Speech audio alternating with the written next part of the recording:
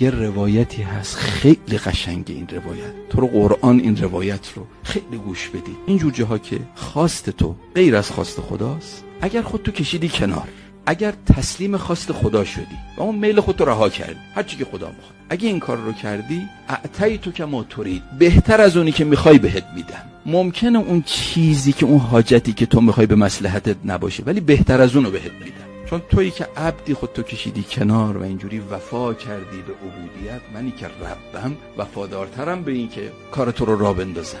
اما اگر تو سر اراده خودت وایسادی، سر اون خواست خودت و میل خودت وایسادی و خلاف اراده من و رضایت من کارتو پیش بردی، اگر اینجوری شد، اتعبتو کفی ما ترید، تو رو به زحمت بیندازم تو اون چیزی که میخوای، ثم لا یکون الا معرید، وقت اونی که من میخوام تازه انجام میشه. یعنی تو فقط زحمت افتادی، به غم و غصه افتادی، هیچی هم گیرت نیومده، اجرت هم ضایع کردی.